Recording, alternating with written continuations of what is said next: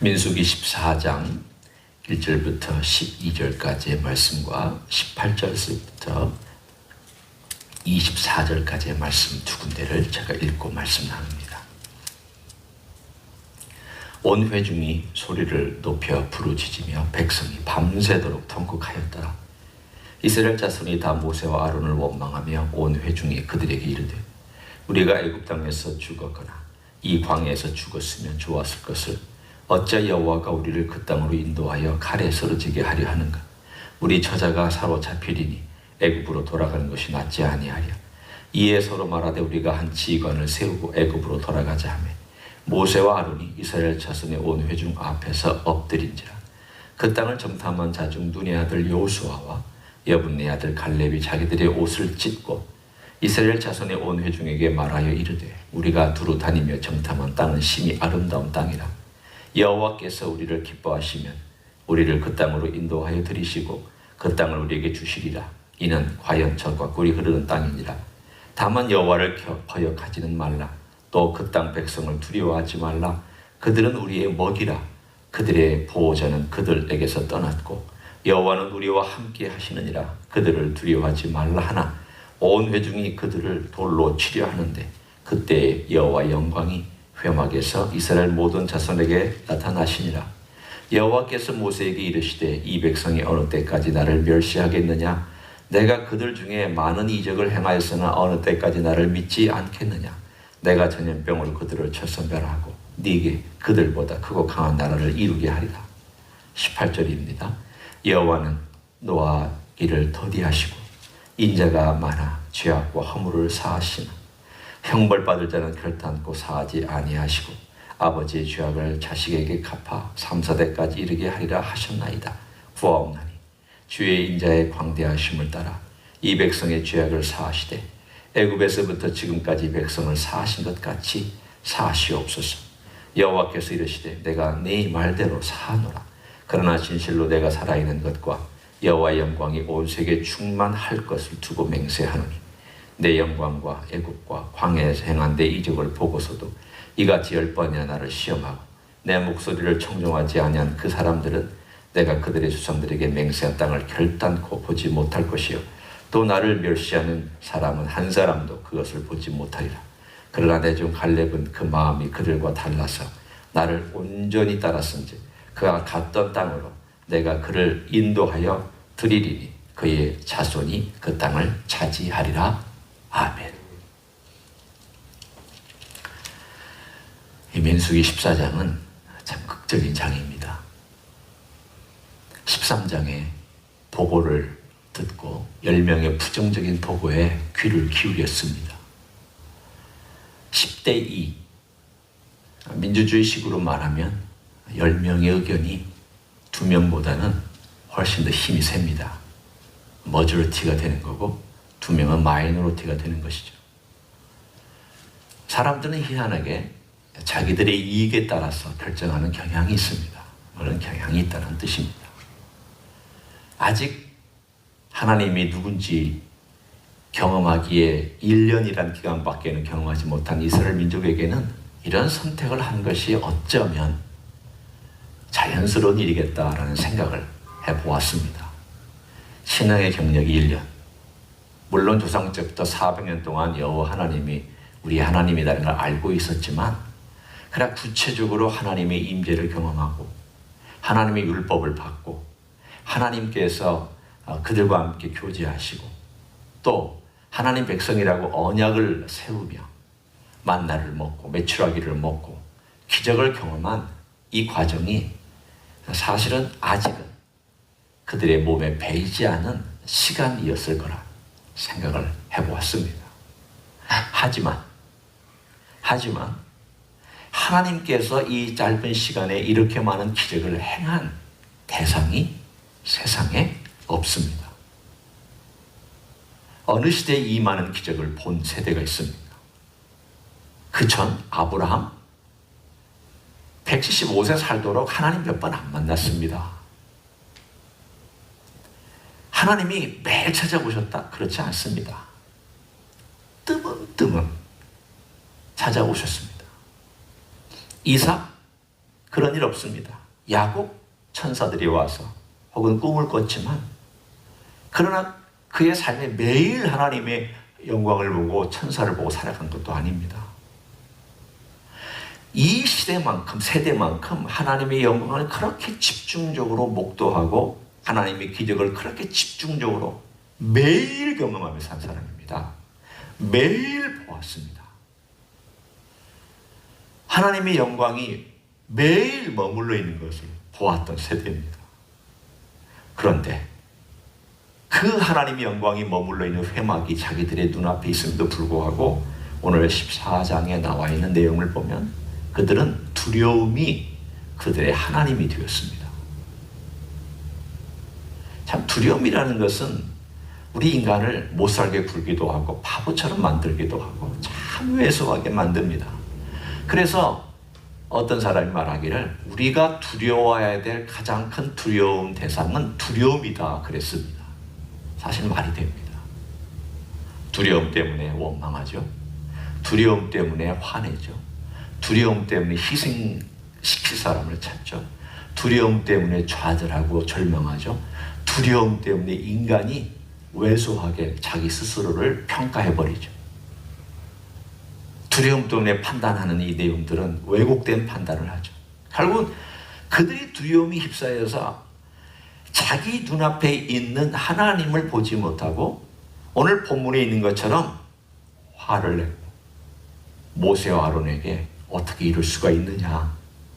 아예 미래를 결정했습니다. 우리를 그 땅에 들어가서 죽이려고 하신다. 우리의 처자는 그들의 노예가 되게 한다. 그러니 우리는 다시 애굽으로 돌아가는 게 낫겠다. 그래서 지도자를 세우려고 움직이고 있는 바로 그 순간 모세와 아론이 엎드렸습니다. 백성들 앞에 엎드렸습니다. 이것은 백성들에게 굴복했다는 뜻이 아닙니다. 백성들이 그러한 하나님을 반역하는 사건 앞에 백성들이 하나님 아버지 앞에 엎드리지 않기 때문에 대신 모세와 아론이 하나님 아버지 앞에 엎드린 것입니다. 이건 일종의 기도죠. 일종의 중보하는 것이고 하나님 아버지 앞에 이 죄 많은 백성들을 어떻게 할 수가 없어서 엎드린 것입니다. 그리고 또 다른 두 사람 여호수아와 갈렙은 옷을 찢고 오늘 우리의 전 시대를 통하여서 우리의 귀를 쟁쟁하게 울려주는 멋진 고백을 합니다. 여호와를 반역하지 말라. 그들은 우리들의 밥이다. 그들을 두려워하지 말라. 주님이 약속하셨으니 하나님이 약속하셨으니 분명히 이것은 우리들의 것이다. 얼마나 멋진 고백을 이 두 사람이 하고 있습니다. 가만히 생각해 보니까 200만 대 4명. 여기 200만이 있고 여기에 4명이 있는데 4명 중에 2명은 엎드려서 하나님께 구하고 있고 그 4명 중에 2명은 신앙의 고백을 합니다. 나머지 거의 200만이 되는 사람은 돌을 들고 이들을 죽이려고 합니다. 민주주의라면 이들이 맞지만 민주주의가 하나님의 뜻을 반영하는 것만은 아닙니다. 오늘 여기 나와 있는 이 귀한 고백과 그리고 귀한 하나님 아버지 앞에 겸비하여 엎드린 두 사람, 이 둘의 모습이 오고 오는 모든 세대의 사람들에게 우리에게 주는 굉장한 도전이 됩니다. 두려울 때 어떻게 해야 되느냐? 두려움이 너를 감쌀 때 어떤 선택을 해야 하느냐? 선택하기 전에, 그리고 말하기 전에, 그리고 내가 행동하기 전에 너는 하나님께 엎드렸느냐? 너는 하나님께 간구하였느냐? 너는 하나님께 기도하였느냐? 너는 하나님의 뜻을 구하였느냐?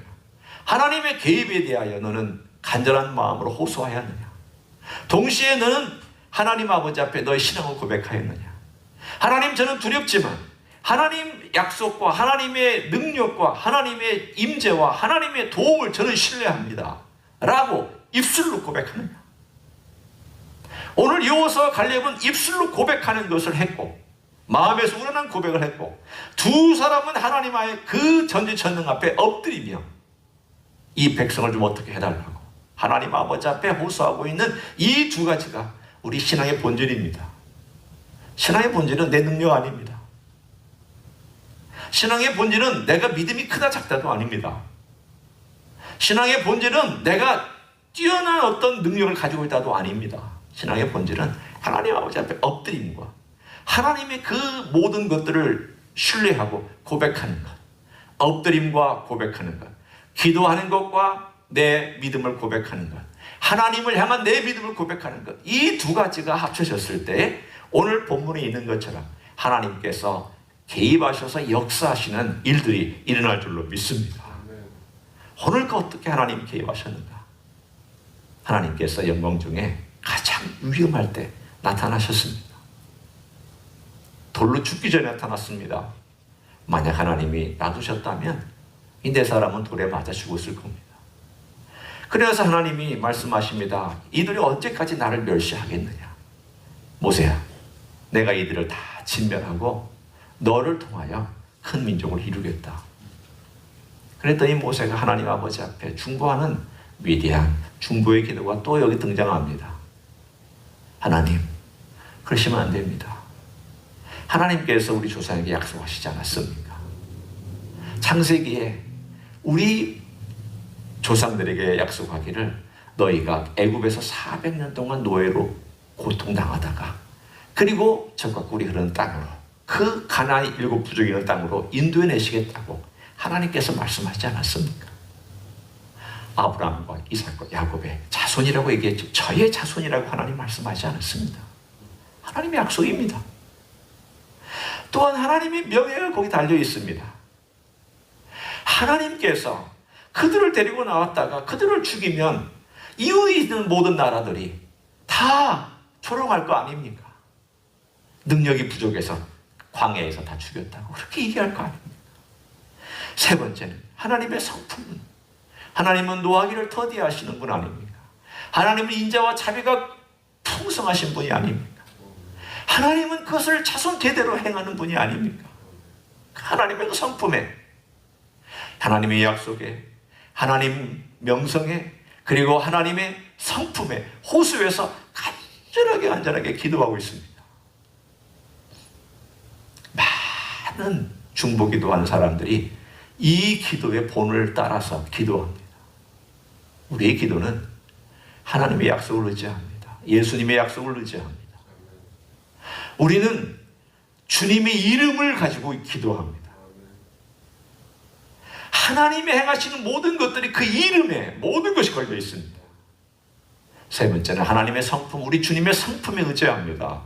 주님의 성품을 자꾸 호소하고 주님의 성품의 사랑과 인자와 용서하심과 긍휼과 자비와 돌보심과 그리고 우리를 이끌어주시는 그 놀라운 주님의 성품 한 가지 한 가지를 내 기도 속에 담고 나아가면 내 기도가 능력이 있는 기도가 되기 시작합니다. 능력이 있는 기도는 무슨 내가 기적을 일으키는 기도가 아니라 하나님의 성품, 예수 그리스도의 성품과 그분의 행하신 일을 언급하고 묵상하고 그것을 주님에게 다시 올려드리고 그것을 영광과 또 존귀로 올려드릴 때 그 기도는 강력한 기도가 됩니다. 생각해 보십시오. 우리 인간도 그러죠. 자녀가 와서 부모에게 호소할 때 제가 잘못했어요. 저 용서해 주세요. 그리고 만약 동생을 위해서 어떤 누나나 형이 얘기할 때 아빠 엄마 제 용서해 주세요. 아빠 엄마 자식이잖아요. 아빠 엄마 제가 아직 어리잖아요. 저를 불쌍히 여겨주세요. 아빠 엄마가 이제까지 잘 하셨잖아요. 만약 이렇게 어떤 형이나 오빠나 누나나 언니가 대신 호소해 준다면 아마 부모의 마음이 그 이야기를 들으면서 이렇게 가라앉을 거예요. 모세가 마치 그렇게 지금 기도하고 있습니다. 중보로 하나님께 나아가며 기도합니다. 하나님, 진노하여 마십시오. 하나님, 진노를 풀어주십시오. 이 백성 아직 어립니다. 아직 갈 바를 알지 못합니다. 천방지축입니다. 아직 하나님을 모릅니다. 하나님 용서해 주셔야 됩니다. 그러자 하나님께서 용서해 주셨습니다. 하지만 대가는 지불해야 된다. 그 대가가 너희 스파이들이 40일 동안 그 땅을 정탐하고 돌아다녔는데 너희들의 불신의 40일 대신 40년을 너의 이 광야에서 돌아다니고 20살부터 그 위는 다 죽는다. 여호수아와 갈렙만 들어가고 20살부터 그 위는 죽고 19살 그 아래만 40년을 방황한 다음 들어갈 것이다. 하나님께서 형벌을 내리셨습니다. 오늘 본문에 있는 그 내용 그대로입니다. 기도한 그대로 되었습니다. 뭐라고 기도했는지 18절 제가 다시 읽어봅니다. 여호와는 노하기를 더디하시고 인자가 많아 죄악과 허물을 사하시나 그러나 있어요. 형벌 받을 자는 결단코 사하지 아니하시고 여기서 형벌 받을 자를 사하지 아니한다 이 말은 형벌은 받게 하신다 그 뜻입니다. 우리의 삶 속에 하나님의 인자하심을 우리는 간구하고 하나님이 그 인자하심에 의지하여 기도할 수 있습니다. 그러나 하나님의 인자하심에 의지하여 기도하였다고 내가 함부로 산다는 것도 아니요. 그 결과를 가볍게 여기라는 뜻도 아닙니다. 이스라엘 민족은 그 다음에 보면 그 결과를 가볍게 여기는 행동을 취합니다. 하나님께서 그렇게 말씀하시자 그들은 또다시 우리 회개합니다. 그리고 올라갑니다. 모세가 말립니다. 가지 마라. 하나님 너희와 함께 하시지 않는다. 하나님 너희와 같이 가시지 않는다. 무조건 올라갔습니다. 올라가서 전쟁을 치르더니 완전히 패퇴해서 쫓겨나서 그들이 그 대가를 지불했습니다. 왜 이렇게 못 배우는 걸까요? 왜 이렇게 고집스러운 걸까요? 왜 이렇게 회개했다고 얘기하는 그 자체에 변함이 없는 걸까요? 그것은 저에게도 우리에게도 있는 모습일 것입니다. 하나님의 신실하심과 용서하심을 우리는 압니다. 그런데 어떨 때는 하나님께서 용서해 주시는 것을 경험하고 나서도 삶을 변화시키지 않는 태도나 내 회개를 하나님 아버지 앞에서 가볍게 여기고 내 행동은 똑같이 내가 살던 방식대로 행한다면 오늘 광야의 세대에 있었던 이스라엘 민족과 크게 다를 것이 없을 것입니다. 자, 우리는 이제 14장 전체를 쫙 한번 펼쳐봅니다. 이 14장의 내용 가운데 펼쳐져 있는 내용 가운데 하나님의 성품이 나오고 하나님의 역사가 나오고 믿음의 사람 네 사람의 이야기가 나오고 불순종하고 믿음이 없이 행동하며 회개했다고 하지만 회개의 변화가 없는 200만 명에 가까운 이스라엘 민족이 나옵니다. 하나님은 그들을 향하여서 정말 사랑하고 약속대로 그들을 이끌어서 광야에서 바로 보낼 마음을 갖고 계셨던 분입니다. 그러나 그들을 바로 보내는 훈련이 되어 있지 않았기 때문에 40년을 하나님께서는 보내도록 해야만 했습니다. 하나님의 길은, 하나님의 뜻은 항상 두 갈래입니다. 순종과 불순종에 따른 순종은 이거며 불순종 이거는 이것이다라고 미리 알려주십니다. 하나님 깜짝 쇼하시는 분 아닙니다. 하나님 모든 것을 그래 네가 알아서 해라 라고 하시는 분도 아닙니다. 하나님은 미리 알려주십니다. 하나님은 미리 말씀해 주십니다. 하나님은 가는 길이 이럴 것이라고 얘기해 주십니다. 다만 우리가 그걸 못 볼 뿐입니다. 못 들을 뿐입니다. 어떨 때는 욕심 때문에, 어떨 때는 기도하지 않기 때문에, 어떨 때는 마음이 청결하지 않기 때문에, 어떨 때는 하나님 앞보다는 내가 두려움이나 내 욕망이 앞서기 때문에 우리는 그 길을 보지 못할 뿐입니다. 하나님은 신실한 분이기 때문에 구약에는 선지자를 통하여 신약에 와서는 성령님을 통하여 말씀하십니다. 우리가 성령님의 음성을 듣지 못하기 때문에 우리가 문제지 하나님의 문제가 아닙니다. 우리의 죄가 문제지 하나님께서 무관심한 게 아닙니다. 하나님은 절대 무관심하지 않습니다. 하나님은 항상 관심을 갖고 그분의 길을 우리를 인도해 나가시는 그래서 우리로 하여금 하나님의 음성을 듣게 성령님 주시고 또 말씀하시고 잘못될 때에는 회개하도록 인도해 주시는 그런 하나님이십니다. 그런 하나님, 신실하신 하나님과 또 용서해 주신 하나님이 여기 한편에 나왔다면 오늘 네 사람, 두 사람은 엎드리고 두 사람은 고백했다고 그랬습니다. 우리의 신앙도 그렇습니다. 하나님께서 우리에게 알려주시 않은 것 같을 때는 엎드려야죠. 두려움과 위기 속에 있을 때는 엎드리고, 그리고 그 엎드리는 순간 우리의 신앙을 고백하고, 하나님, 저 모르겠습니다. 두렵습니다. 떨립니다. 어떻게 해야 될지를 저는 정말 모르겠습니다. 그러나 저는 분명히 고백합니다. 하나님께서 저를 지키시겠다고 하셨습니다. 예수님께서 임마누엘 되어 주시겠다고 약속하셨습니다. 예수님의 이름은 임마누엘이십니다. 제 가는 곳에 함께 주시겠다고 그랬습니다. 주님, 제가 엎드립니다. 저의 죄악은 고백합니다. 저의 허물 고백합니다. 주님 용서해 주시고, 혹은 길을 인도해 주시고, 혹은 주님께서 인도할 바를 알려주시기를 원합니다. 그리고 우리가 믿음을 선택하여 걸어갈 때 하나님께서 오늘 본문에 갈렙에게 주신 것처럼 내 종 갈렙이 나를 쫓았다. 내 약속을 기억했다. 나를 아는다.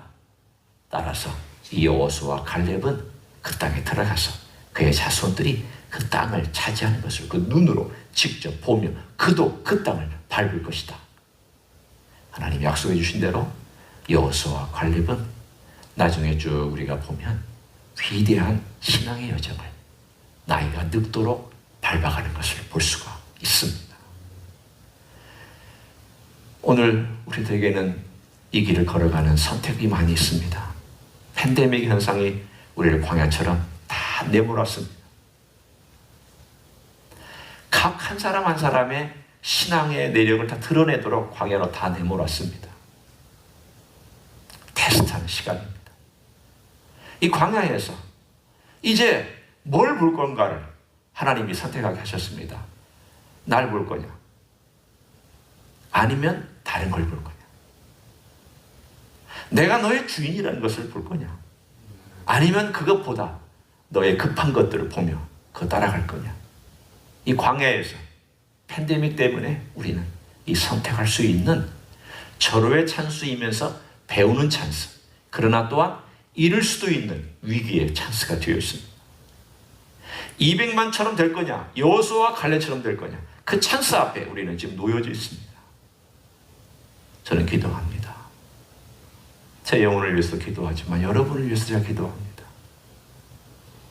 우리가 우리 주님을 선택하며 우리 주님에 대한 신앙의 진실한 고백과 그 엎드린 겸손한 마음으로 이 광야 생활을 승리하는 생활로 이겨나갈 수 있도록 저는 기도하고 있습니다. 여러분이 오늘 하루도 그런 삶을 살아가시기를 예수님의 이름으로 간절히 축원합니다. 아멘. 기도하겠습니다. 하나님 아버지, 팬데믹 때문에 모든 사람이 다 광야로 몰려나와 이제 무엇을 선택하며 누구를 따라가야 하는지를 직접 대면하게 되었습니다. 하나님을 선택하며 우리 주님을 선택할 것인가? 아니면 돈과 세상과 쾌락과 좌절과 절망과 두려움과 이 세상에 있는 보이는 것들을 선택할 것인가? 여호수아와 갈렙은 하나님을 선택했습니다. 여호수아와 갈렙은 하나님의 약속을 선택했습니다. 여호수아와 갈렙은 보이지 않는 하나님의 역사와 성품을 선택했습니다. 오늘 우리가 이 땅에서 걸어가면서 위태하고 위험한 때에 이 위기의 순간에 우리의 주님을 선택하며 주님을 향한 신앙의 고백을 하며 겸비하여 엎드리며 주님의 은혜를 구하며 주님의 자비와 긍휼을 의지하며 우리 주님과 함께 광야를 걸어갈 수 있는 하나님의 종들이 되게 하여 주시옵소서.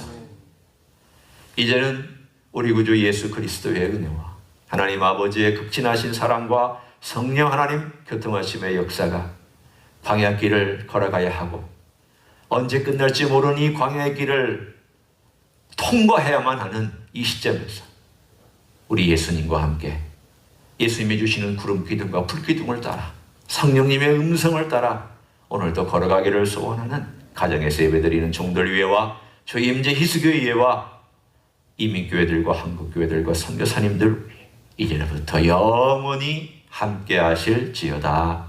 아멘.